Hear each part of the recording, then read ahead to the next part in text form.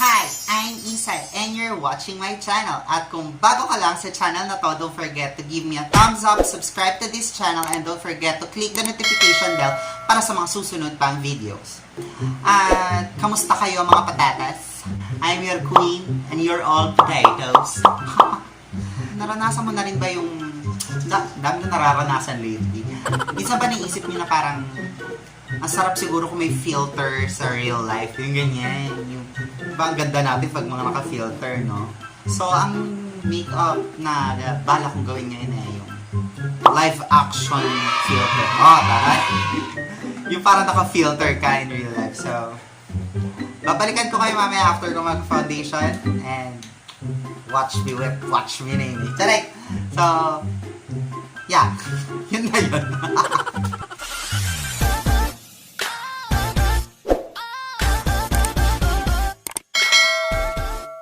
And I'm back. Mukha akong gago doon. So, kung mapapansin nyo yan, nakapag-barang na ako. Nakapag-foundation na ako. Natakpan ko na lahat ng bakas ng kahapon at ng mga nakaraang gabi. Dahil syempre, napuyat tayo kakaintay kung madadaanan ba tayo ng DSWD o hindi. Sa kasawiang palad eh. Katulad mo, wala rin ako natanggap, no? So, mag-makeup na lang tayo para medyo light-hearted lang tayo. So, mag-start na tayo. Nakapagkilay na rin ako, no? Ang gagawin natin ay mag-start tayo ng eyeshadow. So, I'm thinking about pastel look. So, I have this eyeshadow from Bare Minerals in the color Pond. So, medyo...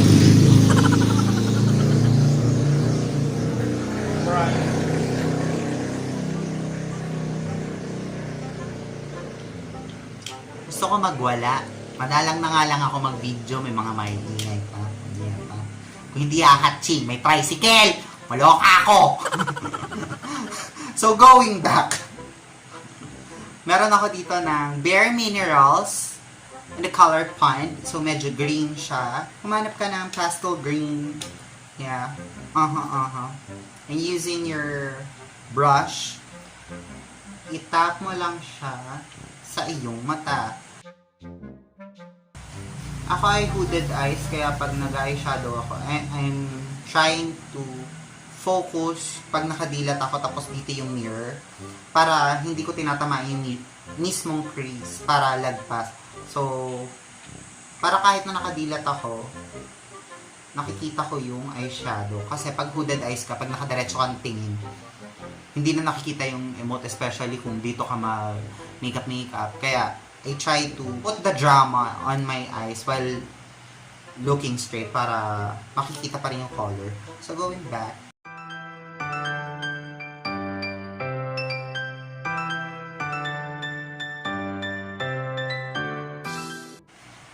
After mong mailagay yung color, yung natitirang product sa brush mo, yun yung ipang-blend mo sa color. With a soft, little, micro circular motion.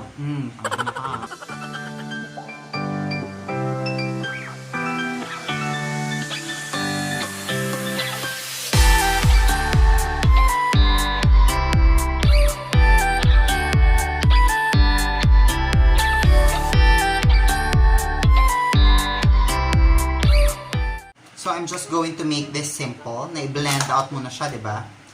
Get a color corrector, or kung wala kang color corrector, kumuha ka ng concealer, any color, mas maganda kung white, or same nung pastel color na ginamit mo. In my case, dahil pastel green, or tulad nga nung sabi ng product, pond daw yung color niya. I'm going to use this color corrector right here, and do my cut crease using a flat brush.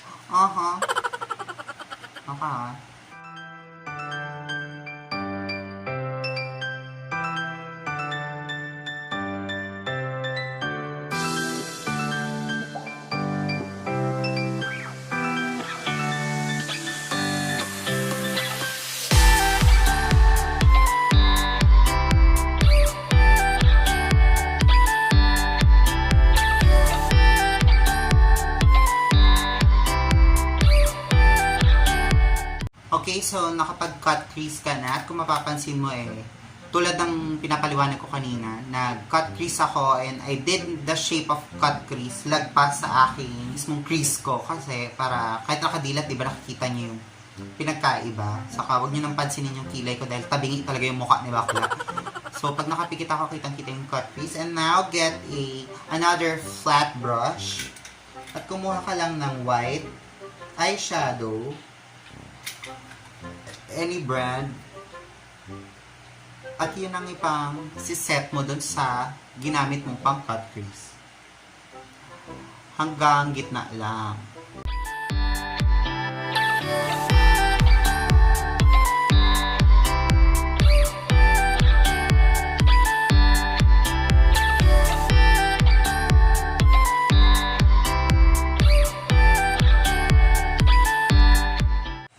From white, kumuha ka naman ng yellow. At yun na may ilalagay mo sa gitna. And from yellow, kunin nyo yung kaninang ginamit nyo ring color at yun yung itatap nyo sa pinaka-outer side ng iyong cut crease.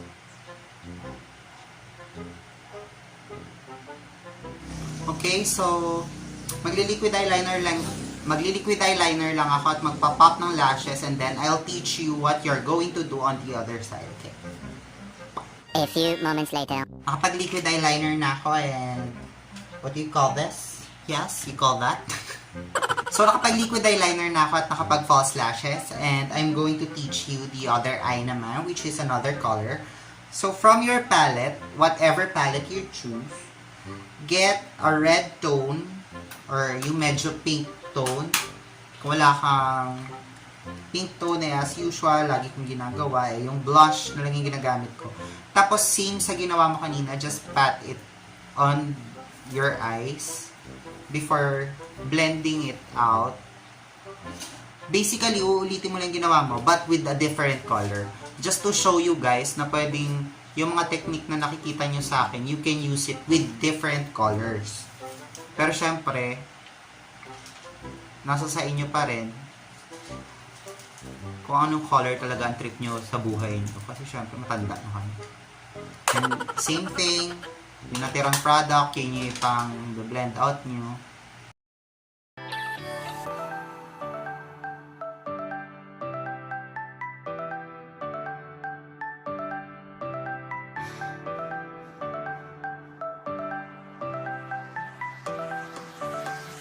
So, na-blend out mo na yung pink or yung color na trip mo, which is, in my case, which is pink.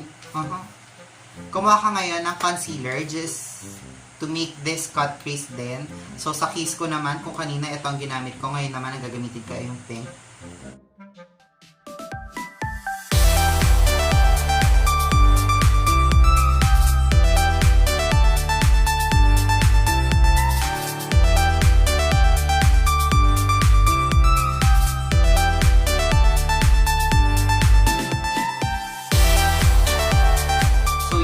Another clean and dry flat brush, nag-sprinkle ng mga glitters as of now.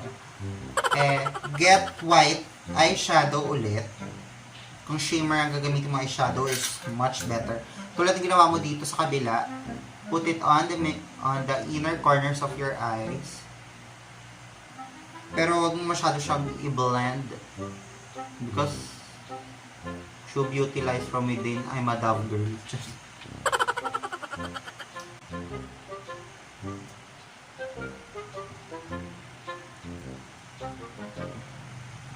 So from there, kung sa kabila ginamit mo yellow, gagamitin mo naman dito medyo may pink undertone or yung may pagka rose gold sa bandang gitna.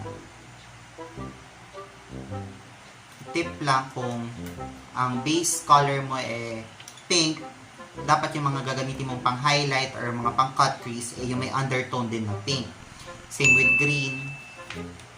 Pero since wala akong green na eyeshadow, ginamit ko yellow.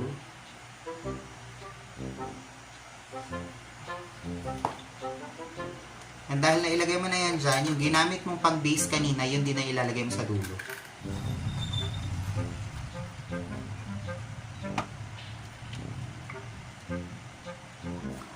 So So, after mo mailagay yan, just like what I did on my other eye, magli-liquid eyeliner lang ako and false lashes and I'll be back.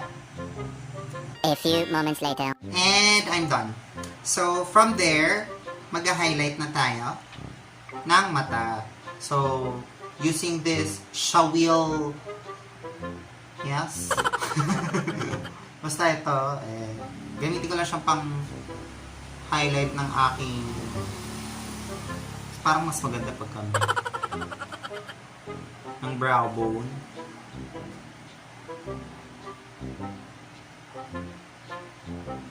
Yan. And from there, yung mga ginamit mong color sa itaas ng iyong mata, gagamitin mo lang siya sa iyong lower lash line. Huwag kayong matatakot babaan pag mag-eyeshadow. Kasi, wala lang, trip ko lang. Basta, huwag kayong matakot. Yung mga bagay talaga na sa umpisa lang nakakatakot, pero pag nasimulan mo na yun, ganun talaga. So, dahil sa kabila ay green din ang gagamitin natin. Hahanapin ko pa siya. Kung nailagay mo na, next step mo ay mag-brown eyeliner sa under eyes. Sa waterline. Kala mo ha. Alam ko na yung tawag dyan. Yung lower lash line tapos may waterline. Ganun. Naka. Dali mo. At nagawa mo na mga dapat mong gawin. Siyempre, next ng step ay hanapin mo ang dapat mong gawin. So, magkukontour na tayo. Magkukontour na tayo. So, soft lang yung contour natin para hindi masyadong wild. Kaya mamaya sabihin nila, hindi ka virgin.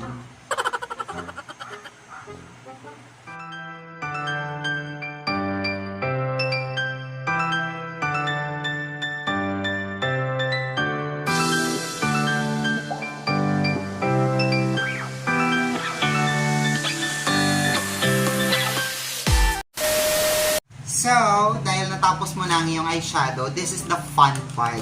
Ito yung magpapakakaiba sa iyong look. Kasi nga tulad ng ating napag-usapan kanina yung kunwari naka-filter. Dito sa part ng iyong green eyeshadow, gagamit tayo ng pink na blush from the nose Tapos dito lang, akit mo lang siya dyan. Tapos medyo i-curl mo siya dito. Kita mo, yung adikan na ganyan.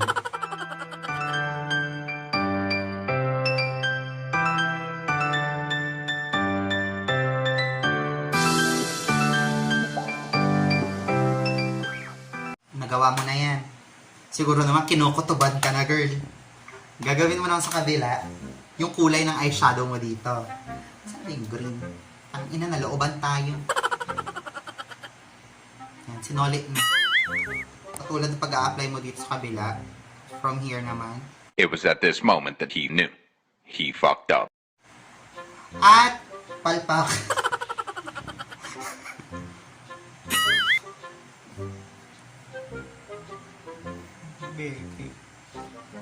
So, mapapansin mo yung mukha ko may beke.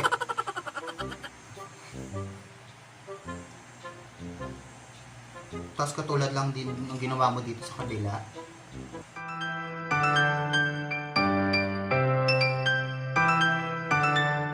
At kung mapapansin mo nagmukha ako may beke. So, using your concealer, in my case, color corrector, draw ulap-ulap. Ganon. Itong green na to, dito siya sa beke. And just draw micro ulap. Micro ulap.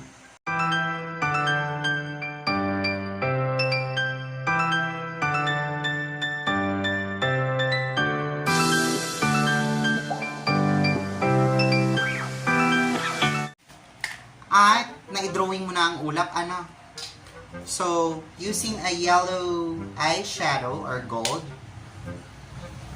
yun ang ipang-set mo sa concealer, pero hindi sa lahat ng part ng ulap. Yung pinaka-ganun lang.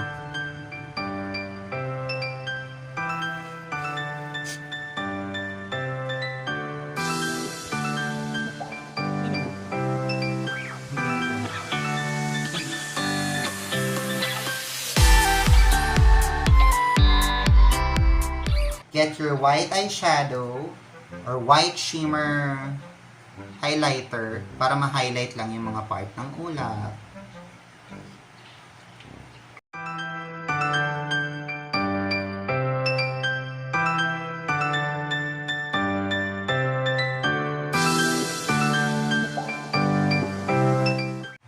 So, kung paano mo ginawa to, ganun lang din ang gagawin mo sa kabila, pero syempre, ang colors naman na gagamitin mo is yung mga colors na ginamit mo sa eyeshadow mo dito. Okay, so, eyeshadow return. Ano? Mamaya pag tapos na. O sige. A few moments later. Syempre, after nyan, ikaw ay mag-highlight. Yung usual na highlight lang na ginagawa mo. Syempre, hindi tayo makapag-highlight dito. Naalala ko kasi nga pala may mga drawing. Malamang, niisip mo na naman sino na naman abnormal na magme-makeup ng ganito habang gumagala, di ba? Well, sorry to say this. Isa ako sa mga abnormal na kaya maggala na nakaganitong makeup, no? Okay, so, I'll be waiting for you. Here inside my heart. Charot. So just use any lipstick of your choice. Okay. So I'm using my lipstick of my choice. So I'll just fix my hair and papakita ko sa inyo ang final product. Siyempre montage tayo. No? So, yeah.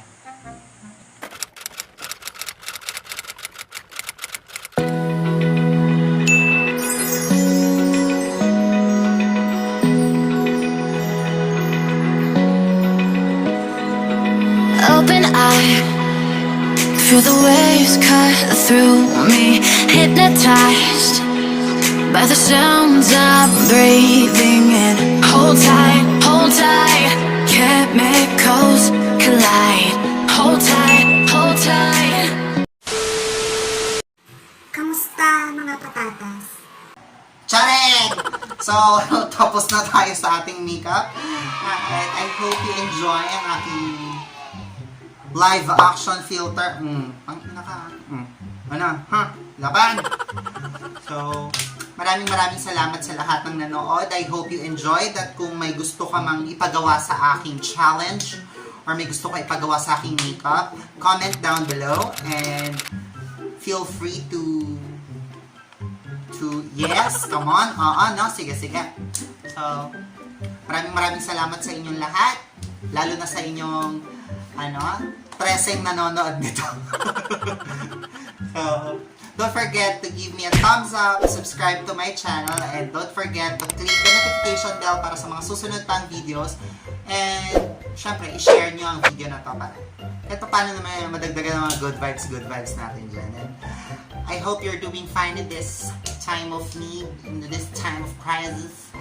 At bilang inyong diwata ng gabi at liwanag, binabasbasan ko kayong lahat ng isang mabuting buhay.